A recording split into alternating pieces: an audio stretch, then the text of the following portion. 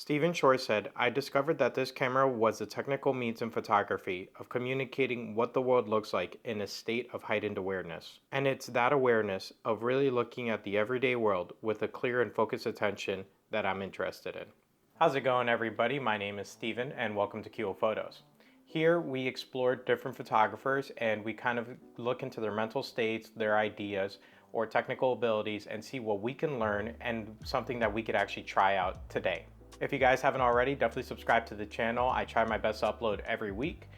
Today we are going to be talking about Stephen Shore. He's a great American photographer with an interesting background and, kind of different ideas compared to the photographers we have seen before. So let's get started with his history. Stephen Shore was born in New York in 1947. At the age of 6, I believe he received his first camera. And from there on, it kind of just snowballed and became this bigger thing to him, to the point where he was 16 or 17 and he actually met Andy Warhol. He actually spent a few years with Andy at the factory and photographed a couple of different things and kind of learned to experiment more with his photography. Through this, he came up with an idea of seeing through the camera, or the camera is capturing what you're actually seeing. And so he developed this idea where certain times of the day or certain times of the week, he would be practicing high self-awareness basically. And he would take a photo of whatever's in front of him and kind of just look at what the photo is showing him and thinking about what it's like to see. And that's a pretty hard concept to grasp, but I'll get into it in just a few. And so this idea kind of led to his first two books in completely different ways. The first one is actually Uncommon Places. And this one, they actually re-released a new version in the early 2000s. So this is the complete works, where the other one is harder to find and it's not the complete works. But there's this, and there's also American Surfaces. American Surfaces is a little bit more abstract, but it's still good. And then Uncommon Places does have its abstractness, but it also has him road tripping through most of America. So what can we actually learn from Stephen Shore? So the biggest thing, and I'm gonna go back to what I said before, it's kind of like that moment of heightened self-awareness and seeing. But I'm gonna take it kind of a step differently in order to kind of make it easier for us to understand what's going on. For me, I personally take it as, kind of being here and now. What is going on in this moment? Are you focusing on what you're actually seeing? For me, and I know for many other photographers, we do have the trouble of always thinking about what's next. Where am I gonna go next? What is the next photo I'm gonna take? What is gonna happen next? But I think in these moments, Stephen Shore was thinking about what's happening right now. And I think that's something that we should be focusing on as photographers. What are we doing right now? What are we actually seeing right now? And in American Surfaces, it's kind of, as I said before, a little bit more abstract, where in Uncommon Places, when he's traveling, he used a large format camera and he's kind of just putting it all together. And it's more time consuming, it's more patience, and it's more kind of like thinking it through.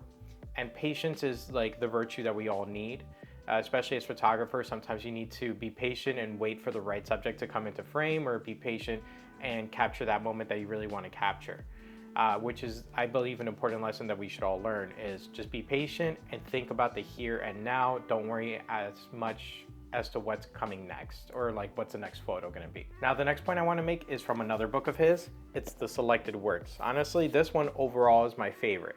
And this one is really cool, and it's an idea I want to do in the future. Basically, with this book, he had different people curate sections and he put it all together in a book. So each person would get about 10 photos, and then they would create their own section like that. So it's different curations throughout this book. And it includes people like Ed Ruscha, or even Wes Anderson is in here, a couple other people. And honestly, it's super interesting. And the idea I want to get to here is, art is subjective, photography is subjective, but sometimes art can still speak for itself and your photos can still speak for themselves.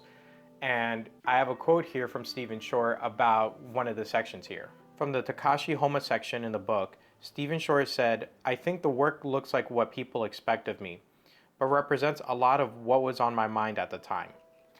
And so I think that's an important idea, where it's like our photos can still speak about what we're thinking in that moment, even though it's still subjective and everything like that. Sometimes you can still get that idea across.